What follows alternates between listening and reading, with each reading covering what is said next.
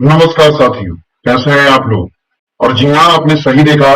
शिक्षा विभाग में सामने आई बहुत बड़ी धांधली। और ये धांधली क्या है? शिक्षकों को ट्रांसफर के नाम पर बनाया जा रहा है बेवकूफ। और ये कैसे बेवकूफ बनाया जा रहा है, अभी मैं आप लोगों को बताता हूँ। और सबसे बड़ा दिक्कत क्या है कि इसमें नीचे से लेके ऊपर तक सभी मिले हुए हैं। ये ट्रांसफर ही कहीं ना कहीं ट्रांसफर के नाम पे समझिए कि आपके साथ खिलवाड़ किया जा रहा है। ये ट्रांसफर ही खासकर उन लोगों के लिए है जो या तो अच्छी पहुंच वाले हैं, अधिकारियों के बाल बच्चे हैं, बीवी हैं, बहन हैं, कुछ इस तरीके के हैं। और मैं बीवी बहन पे ही जोर क्यों दे रहा हूं, क्योंकि ये ट्रांसफर कहीं ना कहीं मैं आपको समझाऊं तो ये ट्रांसफर कहीं ना कहीं महिलाओं के लिए ही हो ही रहा है। और पुरुषों का इसमें कोई रोल ही नहीं है। पुरुषों का होगा कि नहीं होगा, ये भी अब अधर में अटक गया है। जैसा कि आप थंबनेल पे देख रहे हैं, हमारे एसपीएस साहब रजनीश जी से बात करते हुए नजर आ रहे हैं। ये वीडियो आप लोगों ने देखा होगा। ये वीडियो तब आया था जब 10,225 शिक्षकों का ट्रांसफर लिस्ट निकला था। वो लिस्ट भी मेरे पास है, मैं आप लोगों को दिखाना चाहूंगा। ये देखिए, ये है वो लिस्ट जो कि 10,225 शिक्षकों का जिसके अंदर ट्रांसफर हुआ है। करीब करीब 425 पेज का ये पीडीएफ है। ये पीडीएफ भी आप लोग को मिला ही होगा, आपने देखा होगा। यहाँ पे उन अधिकारियों का नाम है जो जिन अधिकारियों ने मिलकर ये ट्रांसफर किया है। और इसमें देखिए शुरू शुरू में थोड़ा बहुत ये सब बात दिया हुआ है कि 1,90,000 शिक्षकों ने अप्लाई किया। फिर उसके बाद अलग अलग फेज में कुछ कुछ लोगों का हुआ। और इसमें 10,225 लोगों का है। अब जिसमें अलग अलग बीमारी के अलग अलग लोग हैं, अलग अलग स्थानांतरण का संख्या है। इस तरीके से इसमें किया हुआ है। अब आप इसमें दो चीज ध्यान से देखेंगे तो आपको पता चलेगा। मैंने बहुत बारीक से इसको देखा है, फिर मैं इस निष्कर्ष पर पहुंचा हूं और मैं आप लोग को बता रहा हूं। आप इसमें एक चीज देखेंगे, जब आप इस पीडीएफ को नीचे खोलते हैं तो आप यहां देखना, यहां पे लिखा हुआ है जो टीचर ट्रांसफर हो रहे हैं उनका कैटेगरी लिखा हुआ है कि किस क्लास के वो टीचर है। ठीक है, यहाँ पे सब्जेक्ट लिखा हुआ है। तो जनरली यहाँ पे जो देखिए, यहाँ पे 1 to 5 है, तो 1 to 5 के टीचर का जो सब्जेक्ट होता है वो जनरली होता है। इसी तरीके से 6 to 8 का भी आपको दिखेगा। जैसे जैसे आप नीचे करेंगे 6 to 8 का दिखेगा, 9 10 का दिखेगा, 11 12 का दिखेगा। लेकिन आप यहां देखो 1 to 5 में कितने सारे शिक्षक हैं। ठीक है, और यहाँ पे आप देखेंगे तो टीचर का यूडाइस कोड वगैरह जिस स्कूल में भी पदस्थापित है वो है, जिस स्कूल में पदस्थापित है उसका नाम है, और किस डिस्ट्रिक्ट में अलॉट किया गया बस वो दिखाया गया। डिस्ट्रिक्ट में किस स्कूल को दिया गया या नहीं दिखाया गया, स्कूल अभी नहीं बताया गया, सिर्फ डिस्ट्रिक्ट बताया गया है। तो ये तो चलो यहां तक तो ठीक है। तो आपको लग रहा होगा कि मैं आखिर किस धांधली की बात कर रहा हूं। तो बात यही समझिए, सबसे बड़ी बात है क्या कि आप इसमें देखेंगे तो आपको दिखेगा कि ज्यादातर 1 to 5 और 6 to 8 के ही शिक्षकों का ट्रांसफर हुआ है। अगर मैं 10,225 लोगों का बात करूं तो इस 10,000 में करीब करीब 6,000 के आसपास वो शिक्षक हैं जो कि 1 से 5 या 6 to 8 के हैं। और ये जो ट्रांसफर हुआ था 10,225 वाला, ये ट्रांसफर हुआ था असाध्य रोग के आधार पे। असाध्य रोग, गंभीर बीमारी, मतलब इस तरीके का जो कैटेगरी था। देखिए यहाँ पे सारा कैटेगरी यहाँ लिखा हुआ है कि किस किस कैटेगरी के आधार पे हुआ है। पति के पदस्थापन के आधार पे पत्नी का भी हुआ है। इसमें हाँ, इसमें पुरुषों का नहीं हुआ है, जो अपनी बीवी के मतलब पदस्थापन के आधार पर दिए उनका नहीं हुआ है। पत्नियों का हुआ है जो पति के आधार पदस्थापन के आधार पर दिए हैं। पुरुषों के बारे में बात चल रहा है कि उनका अभी होगा। खैर यहां तक ठीक है, लेकिन मेरे को ये समझ नहीं आया कि आखिर ऐसा क्या है कि 1 to 5 और 6 to 8 के टीचर ही ज्यादा बीमार है। ऐसा है क्या 1 to 5 और 6 to 8 के टीचर ज्यादा बीमार होते हैं? ये समझ नहीं आया। सबसे कम बीमार मतलब 11 12 के टीचर है, सबसे कम ट्रांसफर इनका हुआ है। इनके बाद 9 to 10, मतलब आप लाइन से समझिए। तो कहीं ना कहीं इसमें यूपी के टीचर और या फिर अदर स्टेट के टीचर को उनके हिसाब का देने का तो खेल नहीं हुआ है। दूसरा अगर बात करें तो टीआरई 1 और टीआरई 2 मेनली तो इन्हीं टीचर्स का हुआ, टीआरई 1 और टीआरई 2 के टीचर्स का हुआ। तो इसमें सबसे बड़ा चीज जो है, रैंक के आधार पे लोगों को जिला मिला था। आप क्या कर रहे हैं, दूसरे जिला के लोगों को ट्रांसफर कर रहे हैं। इसमें जो आप ट्रांसफर देखेंगे, ये ट्रांसफर अपने जिला में लोगों का नहीं हुआ है, न के बराबर ही हुआ है। और एसीएस ने तो साफ कहा है, अभी मैं एसीएस का भी वीडियो दिखाऊंगा आपको। एसीएस ने साफ कहा कि अभी ये अंतर जिला ट्रांसफर है, मतलब इंटर डिस्ट्रिक्ट, जिला के बाहर के लोगों का ट्रांसफर दूसरे जिला में जो हो गए हैं उनका दूसरे जिला में किया गया है। लेकिन जिला के अंदर में लोगों का ट्रांसफर नहीं हुआ है। देखिए यहां लिखा है अंतर जिला स्थानांतरण है। तो जब अंतर जिला स्थानांतरण है तो एक और धांधली यहाँ पे है कि यहाँ पे आप जब अंतर जिला लिख रहे हैं तो जब इसमें आप देखिएगा तो कहीं देखिएगा कि कुछ शिक्षक हैं ऐसे जिनका जिस जिला में थे उसी जिला में उनका हो गया है, मतलब उनका सेम डिस्ट्रिक्ट में हो गया। कैसे हो गया ये भाई? क्या इसका कोई जवाब है शिक्षा विभाग के पास कि ये कैसे हो गया? सेम डिस्ट्रिक्ट में हो जा रहा है, आप कह रहे हैं अंतर जिला है लेकिन जिला के अंदर भी हो जा रहा है। तो आप कह रहे हो कि 1 to 5 और 6 to 8 के टीचर ज्यादा बीमार रहते हैं, ऐसा क्या है? 1 to 5 और 6 to 8 के टीचर ज्यादा बीमार, वो ज्यादा बीमार रहते हैं कि कहीं ना कहीं वो यूपी और अदर स्टेट के हैं, इसीलिए उनको समाचार दिया जाए। क्योंकि टीआरई 1 में 1 to 5 में जितना भी अदर स्टेट के कैंडिडेट थे वो टीआरई 1 में तो 1 to 5 में ही आए थे, टीआरई 2 में बने ही 1 से 12 तक में आ गए, लेकिन 1 to 5 में टीआरई 1 में ही सिर्फ अदर स्टेट के टीचर थे, नहीं तो 6 to 8 का बहाली नहीं हुआ था।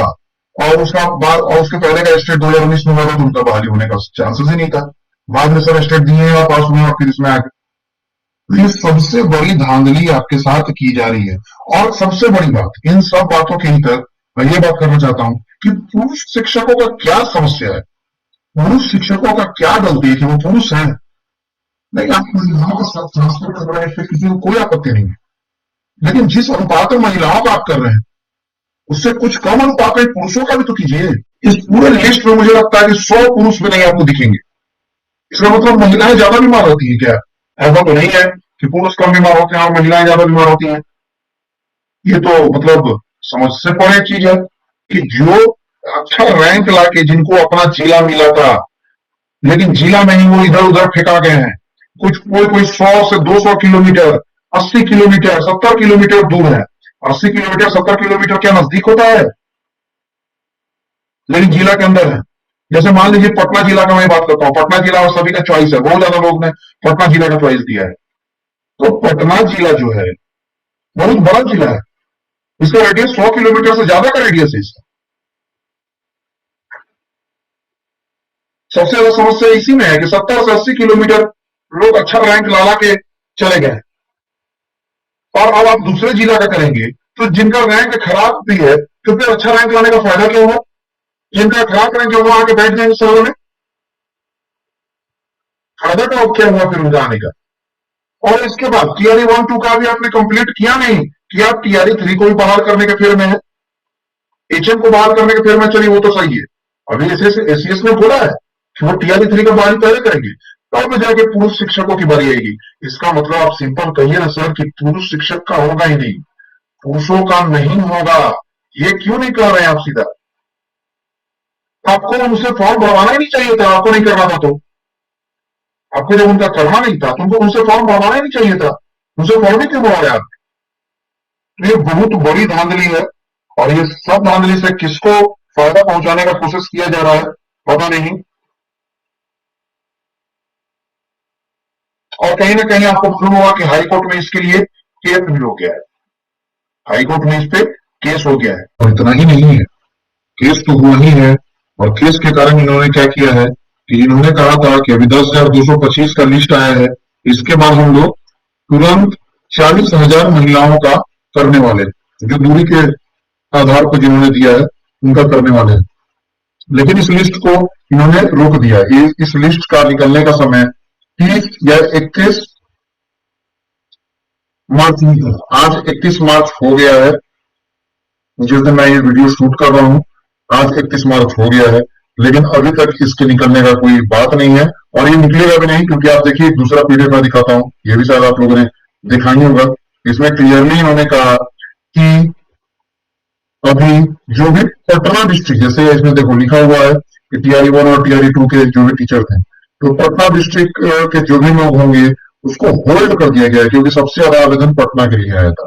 देखिए इसमें भी उन्होंने बताया कि पहले 47 का किया, फिर 260 का किया, फिर उसके बाद अभी 10,225 महिला शिक्षकों का अंतर जिला स्थानांतरण किया, निस्तारण किया है, आवेदन का निस्तारण किया गया है। लेकिन उसमें आप जाकर देखिएगा 10,225 में पुरुष भी है। मतलब ये अपने बात पे ही फंस रहे हैं ये लोग, इनका बात ही जो है वो क्लियर नहीं है। यहाँ लिखते कुछ है, होता कुछ है, हो रहा कुछ है। बहुत अजीब बात है। और देखो यहाँ पे भी लिखा है इन्होंने कि पूर्व शिक्षकों को पत्नी के पदस्थापन के आधार पर अंतर जिला स्थानांतरित हेतु प्राप्त आवेदन को विचार करने हेतु, मतलब इसमें विभागीय आदेश ज्ञापन इतना इतना जो भी है द्वारा गठित स्थापना समिति की बैठक सचिव शिक्षा विभाग की अध्यक्षता में दिनांक इतना को आहूत की गई। 2390 पुरुषों का उनके पत्नी के पदस्थापन के आधार पे स्थानांतरण करने के लिए बात चल रही है।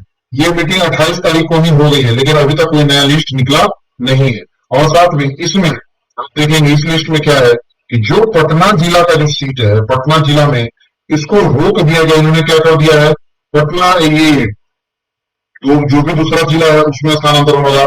पटना के जो भी लोग हैं जो पटना के अंदर में ही दिए थे, जैसे मैंने अभी आपको कुछ देर पहले बताया कि पटना बड़ा जिला है, तो पटना में ही कोई 100 किलोमीटर, कोई 70 किलोमीटर, 80 किलोमीटर, 120 किलोमीटर पे है अपने घर से, तो उन्होंने जाहिर सी बात है आवेदन दिया है। और कुछ लोग जैसे मान लो कोई पटना और सोनपुर में, जैसे मान लो कोई पटना शहर और सोनपुर में, तो अगर बगैर 30 किलोमीटर में नहीं करवाने का तो अंतर जिला कहलाएगा, लेकिन वो 30 किलोमीटर में नहीं, गाजीपुर में वो 30 किलोमीटर में नहीं। पटना के सभी शिक्षकों ने जो आवेदन दिया है उनका होल्ड कर दिया गया है। और होल्ड नहीं, आप कहीं ना कहीं इन्होंने क्या किया है कि इन्होंने उसको रोक दिया है। तो अब मुझे नहीं लगता है कि आगे कोई स्थानांतरण होने जा रहा है। हो रहा है तो कुछ महिलाओं का करके खत्म कर देंगे। इनका जो मेन मोटिव था वो पूरा हो गया। जो भी जिसको भी ये फायदा पहुंचाना चाहते थे, करीब करीब लोगों को पहुंचा दिया गया है। कुछ जो बचे हुए हैं उनको भी पहुंचा दिया जाए। और कहीं ना कहीं अभी देखो 7th पे आ गया, सॉरी 8th पे आने वाला है, 7th पे में है, ठीक है, 8th पे आने वाला है और 7th पे में हम लोग हैं। और 7th पे के हिसाब से शिक्षकों को सैलरी नहीं मिल रही है। तो 8th पे में आपका सैलरी क्या बढ़ेगा? कुछ नहीं बढ़ेगा। 7th पे के हिसाब से तो सैलरी आपका है नहीं। तो कहने का मतलब बस इतना है कि सरकार आपको कस के मूर्ख बना रही है। और मुझे लगता है कि सिद्धार्थ जी से ये सब संभल नहीं पा रहा है। के पाठक ही सही थे, और एक तो इनसे हो नहीं पा रहा है। 6-7 महीना पे तो ये कर रहे हैं, इतना दिन से, आजकल 10-15-20 दिन करते करते 6-7 महीना तो इनसे हो गया है। दूसरा इनसे हो नहीं पा रहा है, और उसके बाद जो कर रहे हैं वो भी सही से नहीं कर पा रहे हैं। तो कहीं ना कहीं हम लोग कह सकते हैं कि के पाठक ही सही थे। अगर पाठक होते ना तो अभी तक मुझे लगता है कि सभी का ट्रांसफर, अगर वो चाह जाते ट्रांसफर हो चुका होता, सभी अपने अपने नए नए विद्यालय में भी होते। और नहीं लग रहा है मुझे कि इस सिद्धार्थ जो है, इस सिद्धार्थ से पॉसिबल है, इस सिद्धार्थ से पॉसिबल है, नहीं लग रहा है मुझे। और कहीं ना कहीं सबसे बड़ी धांधली जो है, सबसे बड़ी धांधली जो है, जिसके लिए मैंने खास कर ये वीडियो बनाया है, जो सबसे बड़ी धांधली निकल के सामने आ रही है, वो पहले आप ये वीडियो सुनिए, फिर मैं बताता हूँ। सबका कर देंगे, सब पूरा अप्रैल के बाद हमको नहीं लगता कोई छूट जाएगा। अच्छा, ये जो 10 ऑप्शन जो मांगे गए हैं अभी जो ट्रांसफर वाले का, इनका ऑप्शन अगर फुल फिल हो जाता है तो ठीक है। अगर ऑप्शन नहीं मिलता तो उनके लिए कब से आवेदन फिर होगा? देखिए, हम लोगों ने ये कहा है कि अगर आप वेबसाइट देखेंगे तो करीब 150-200 लोगों ने बांकीपुर हाई स्कूल दिया है और करीब 400 लोगों ने गर्दनी बाग हाई स्कूल अब भरा है।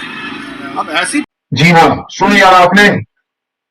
जो पहला बार ट्रांसफर, जब फर्स्ट टाइम ट्रांसफर का फॉर्म भराया गया था, फर्स्ट फॉर्म भराया गया था, इसमें तो सब डिवीजन मांगा गया था, इसमें तो सब डिवीजन मांगा जा रहा था, इसमें तो अनुमंडल मांगा जा रहा था।